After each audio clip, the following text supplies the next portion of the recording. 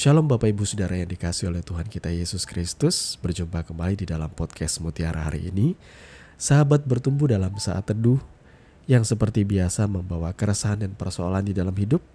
Kita angkat untuk menjadi renungan yang kiranya membangkitkan kekuatan iman. Bagaimana kabar saudara di kesempatan kali ini? Kami berharap Bapak Ibu senantiasa dalam keadaan sehat dan diberkati dimanapun saudara berada.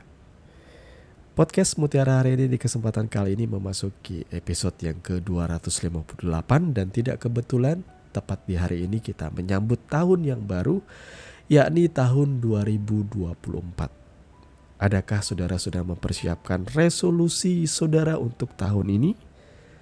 Atau mungkin ada di antara saudara juga bukan tipikal orang yang mempersiapkan resolusi karena biarlah waktu berjalan dengan demikian, saudara mengalir saja.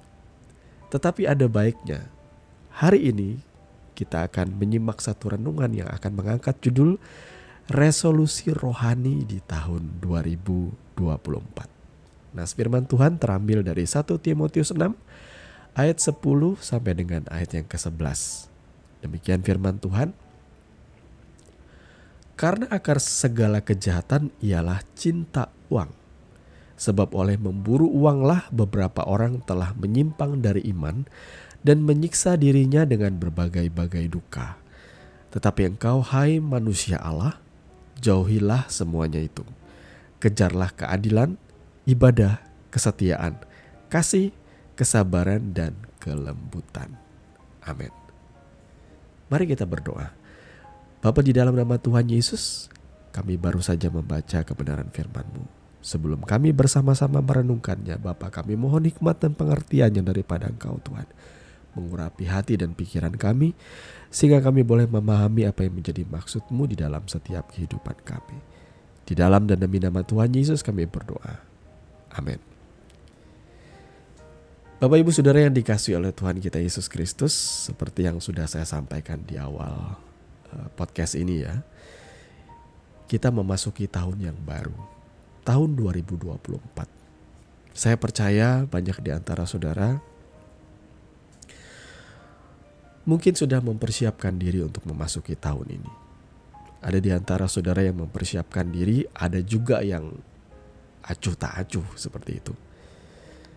Ada yang juga mengawali tahun ini dengan rasa cemas, rasa takut. Apakah yang akan terjadi di sepanjang tahun ini?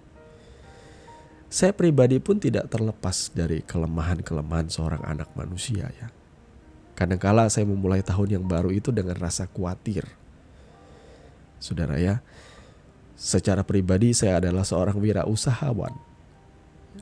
Saya bukan seorang ASN atau aparatur sipil negara ya.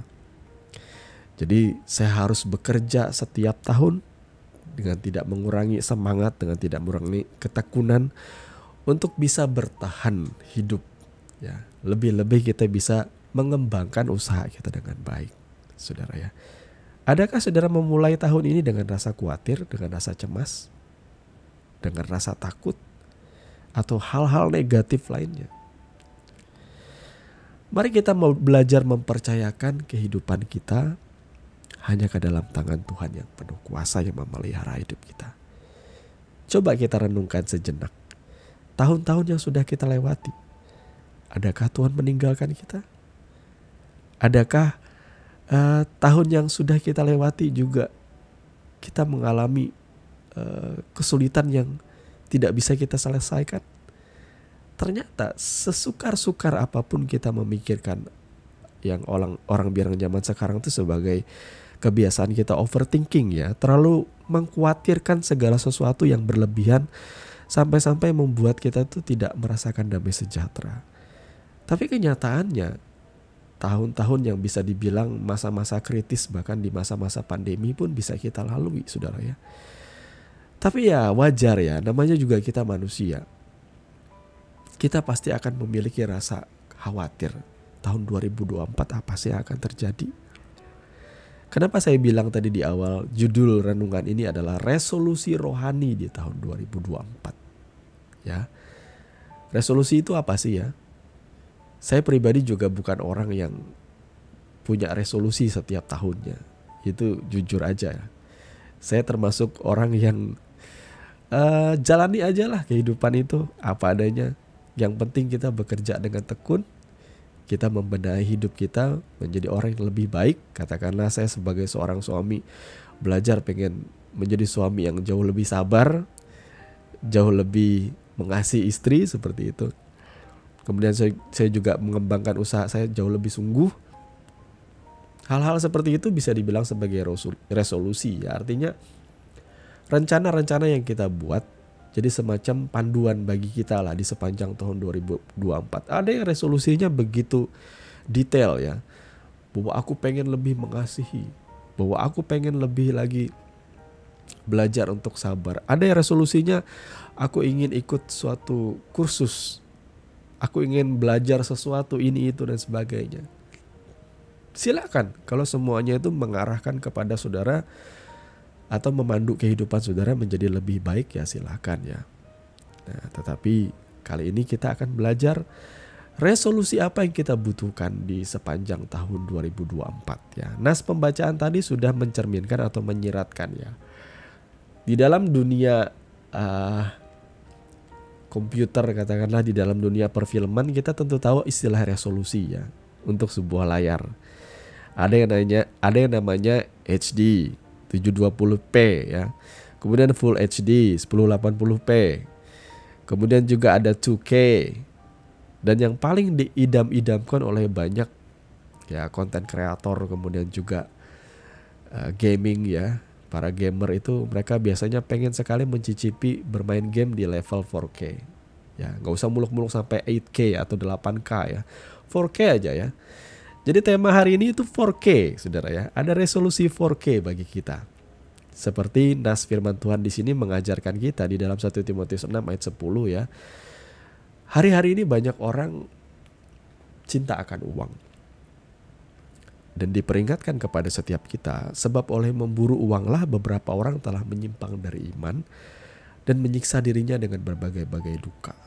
Ya, kita harus akui, hari ini orang berlomba-lomba pengen jadi kaya, pengen diberkati, pengen hidup damai, nyaman lah.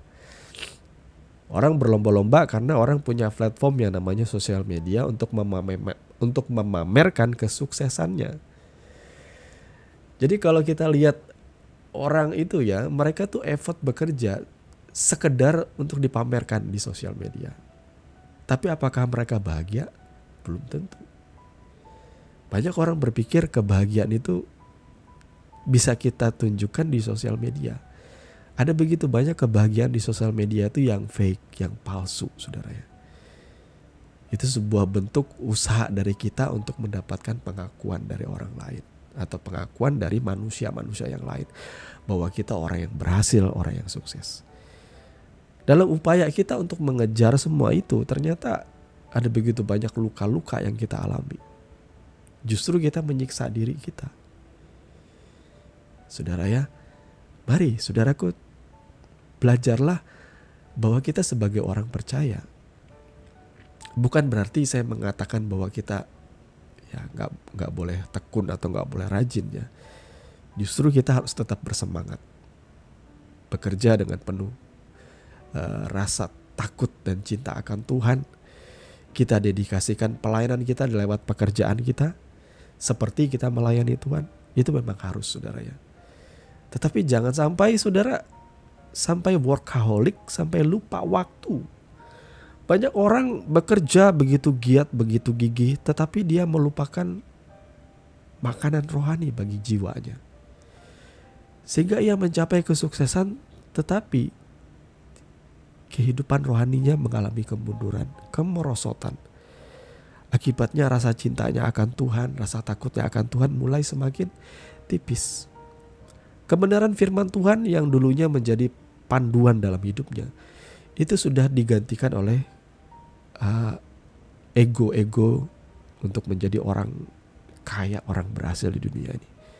Bagi dia keberhasilan itu lebih penting.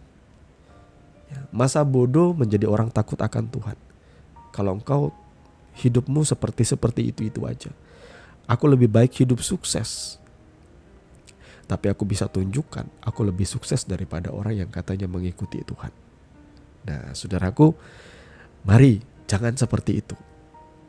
Banyak orang akhirnya melepaskan imannya, kesetiaannya kepada Tuhan hanya karena untuk mengejar hal-hal yang ada di dunia ini.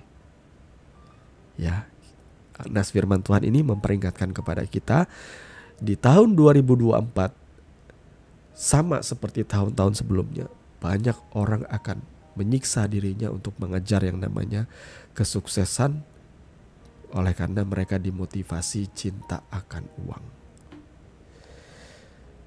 Lalu ayat yang ke-11, Timotius diingatkan ya, tetapi engkau hai manusia Allah, man of God. Kalau yang diterjemahkan itu bisa dibilang man of God ini sebutan sebagai orang-orang yang dimiliki oleh Tuhan. Orang-orang kepunyaan Tuhan. Kalian adalah kepunyaan Tuhan. Diingatkan bahwa jauhilah semuanya itu. Apa yang dijauhi? Ya itu tadi. Memburu uang sampai menyimpang dari iman.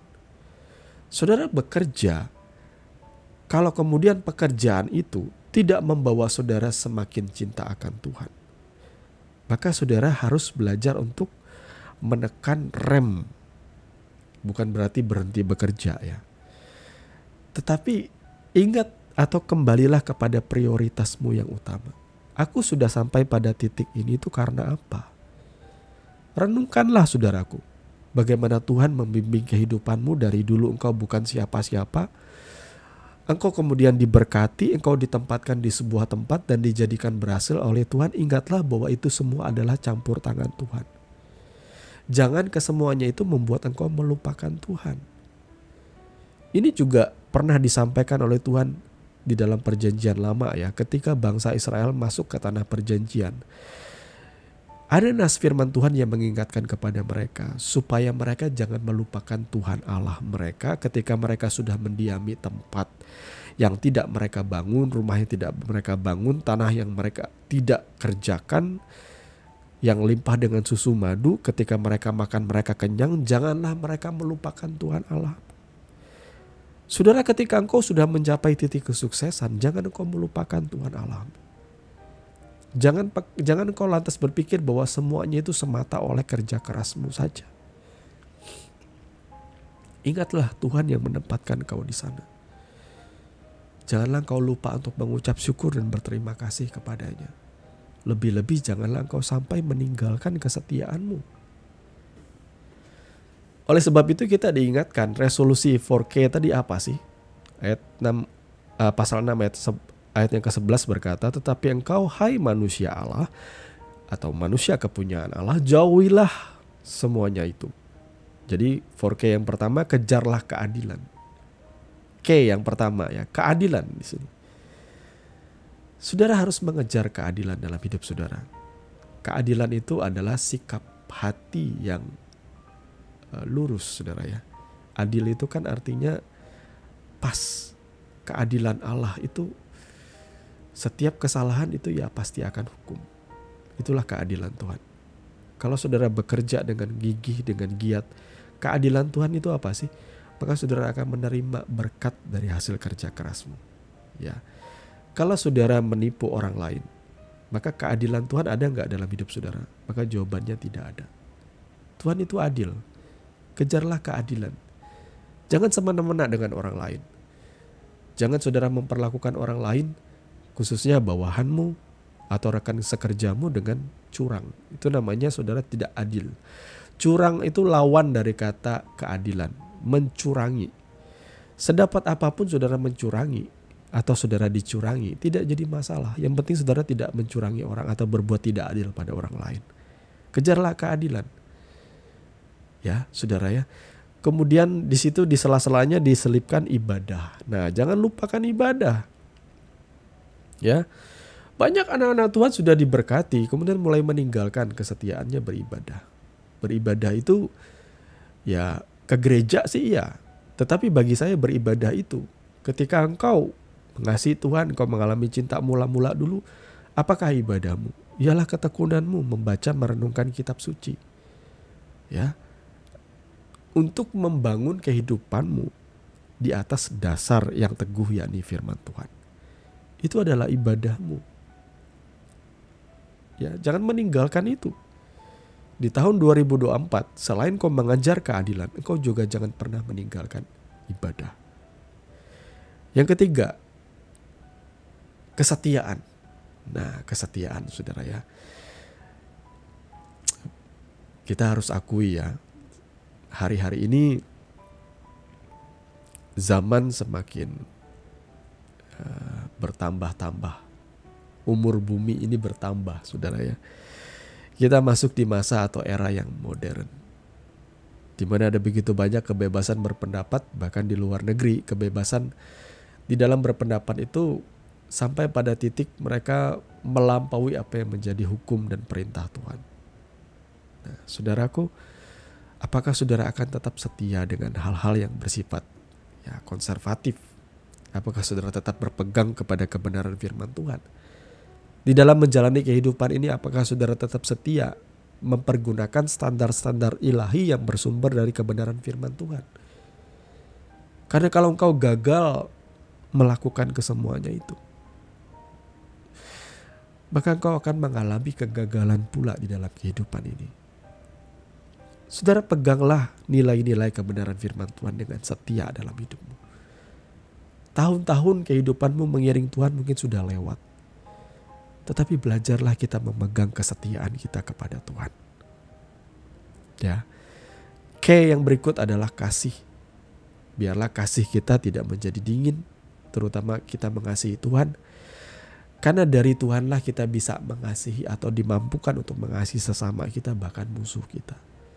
Mintalah kepada Tuhan supaya saudara di tahun yang baru ini memiliki kasih untuk mengasihi Tuhan dengan penuh kesetiaan. Mengasihi pasangan hidupmu, suami atau istrimu, anak-anak yang dipercayakan kepadamu. Mengasihi pekerjaanmu, mengasihi keluargamu, mengasihi musuhmu, mengasihi orang-orang yang mungkin membuat engkau kecewa, pahit. Belajarlah untuk mengasihi semua orang. Kemudian K yang terakhir ialah kesabaran dan kelembutan. Ini saya gabung jadi satu saudara ya. Biar genap 4K ya. Pertama, K yang pertama itu kan keadilan. K yang kedua kesetiaan. K yang ketiga kasih. K yang keempat K plus kesabaran dan kelembutan ya. Resolusi kita yang berikut di tahun 2024 ialah melatih kesabaran kita. Kesabaran untuk berjalan dalam rencana Tuhan. Kesabaran sekalipun kita itu dalam hidup ini mungkin saudara mengalami yang namanya merintis usaha. Kok pendapatan kita tuh kayaknya pas-pasan saudara ya. Saya mau bilang kepada saudara, bersyukurlah kalau masih pas-pasan. Berarti tepat dong ya, sesuai dengan kebutuhan saudara. Kalau saudara melihat ada orang lain yang terlihat lebih sukses, jangan iri saudaraku. Utarakanlah semuanya itu di dalam doa dengan ucapan syukur. Karena Tuhan memelihara kita. Izinkan Tuhan melatih mental kita, manusia rohani kita dari dalam dulu. Sebagaimana bangsa Israel itu harus melewati 40 tahun perjalanan di padang gurun dengan kehidupan yang seolah-olah serba pas-pasan. Dikasih makan pas-pasan untuk satu hari. Mana gak bisa dipakai besok sudah basi. Jadi saudaraku, bersyukurlah. Jalanilah hari-hari ini. Karena akan tiba waktunya. Ketika sudah tepat waktunya, Tuhan akan membawa engkau ke tanah yang Ia dijanjikan, di mana engkau di situ tidak perlu bereffort melakukan segala sesuatu. Tuhan siapkan di sana apa yang menjadi keinginan hatimu, kerinduan hatimu. Maka anak-anak Tuhan, ingatlah bahwa Tuhan itu sudah mempersiapkan bangunan-bangunan yang tidak kita bangun dengan kekuatan kita, tetapi Ia sudah menyediakannya bagi mereka yang Ia kasihi. Tuhan mengasihi saudara. Maka yang paling penting itu adalah yang di dalam. Ia ingin melatih karakter-karakter ini yang saya sebutkan tadi.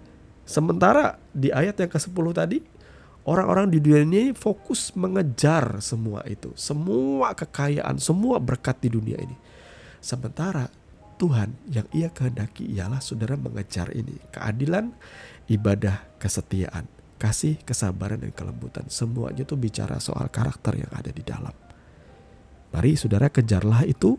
karakter-karakter itu di dalam pribadi kita dengan sendirinya. Saudara tidak perlu mengejar kekayaan, saudara tidak perlu mengejar uang, harta benda. Nanti saudara, Tuhan akan bawa di titik itu. Dan ketika engkau sampai di titik itu, engkau akan lebih bersyukur pada apa yang Tuhan bangun di dalam dirimu. Segala karakter yang baik tadi. Tuhan memberkati firman-Nya, dan mari kita berdoa. Bapa, di dalam nama Tuhan Yesus, terima kasih untuk kebenaran firman yang sudah sama-sama kami renungkan di kesempatan kali ini. Tuhan, tolong kami untuk memasuki tahun yang baru ini, tahun 2024. Kami tidak tahu apa yang akan terjadi di sepanjang tahun ini. Kalau kami diberikan kesempatan untuk tetap hidup dan berkarya untuk memuliakan Engkau, kami bersyukur Tuhan dengan segala tanggung tugas pelayanan kami, tanggung jawab kami. Kami mau memohon kepada Tuhan hikmat dan segala pengertian dan penyertaan dan pertolongan Tuhan di sepanjang tahun ini. Berkati keluarga kami, berkati rumah tangga kami, berkati pekerjaan kami Tuhan di sepanjang tahun ini. Berkati orang-orang yang kami kasihi, mereka yang mengasihi kami, dan kami juga memberkati orang-orang yang mungkin saja membenci kami. Kami memberkati Tuhan kota kami di mana kami tinggal, kami memberkati negara kami di mana kami berada Tuhan. Kami percaya sepanjang tahun 2024 Tuhan berkenan menyertai dan memimpin setiap anak-anak-Mu. Tuhan akan menjadikan kami berhasil beruntung. Dan yang paling utama, karakter-karakter yang kami sudah Tuhan renungkan boleh menjadi bagian dalam hidup kami. Terima kasih Bapa. Kami menyerahkan kehidupan kami hanya ke dalam tangan-Mu yang penuh kuasa. Di dalam dan demi nama Tuhan Yesus kami berdoa. Amin. Saudaraku yang dikasihi Tuhan, saudara sudah mendengarkan kebenaran firman yang kiranya boleh menjadi dasar dan kekuatan di dalam setiap kehidupan saudara. Sampai bertemu lagi di podcast Renungan Firman Mutiara hari ini yang berikutnya. Kasih karunia menyertai saudara sekalian. Shalom.